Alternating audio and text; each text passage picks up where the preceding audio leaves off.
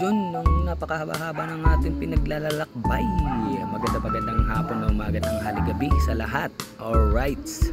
Ngayon tayo ay nag-rides. Alright, tara samahan nyo kami maglakbay. Masunog sa kalsada ng tag-init. Alright. Goods na goods. Napakaganda ng araw, simoy ng hangin, sikat ng araw, napakasakat sa balat, pero all goods lang yan. Kaya natin tiisin yan.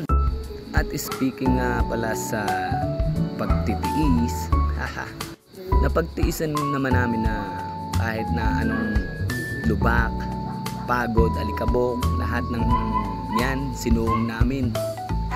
Nagtiis talaga, masakit na yung balakang, masakit na ang kamay, masakit na ang ulo, masakit na ang katawan sa kakapag-drive. Papuntahan lang ang isang lugar na magpapasaya sa amin, makakapagpatanggal ng stress, kumbaga stress reliever. Alright, so ayan, papunta na kami dyan at napakaganda, nakita nyo naman napakaganda ng mga view.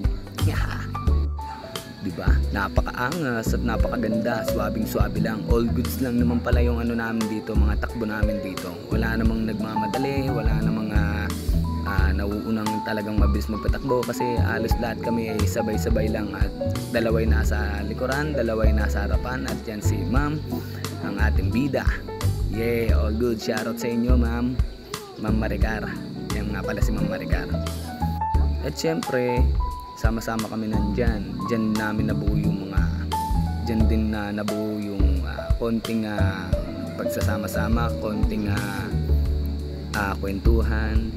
Doon namin na-build yung pagsasama-sama, pagkakilala sa isa't isa. Hindi man ganun kabilis ang aking pag-stay sa kanilang grupo, pero all goods lang yan. Alam ko naman na may plano pa ang Diyos kung saan man ako patungo, pero maraming salamat sa magandang experience na ibinigay nyo.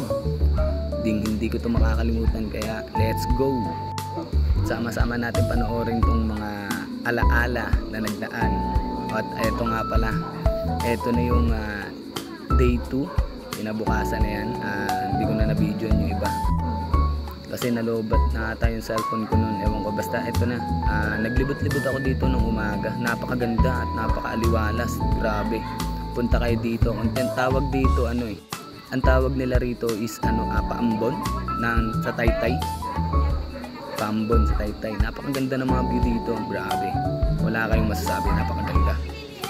Pasensya na kayo sa background check ko. Alright, dito lang ako sa labas. At ito, tingnan nyo guys, napakaganda ng view dito. Grabe. Oh, solid talaga yung pagod na pinunta nyo. Napakalamig ng tubig, napakalinis, napakaaliwala.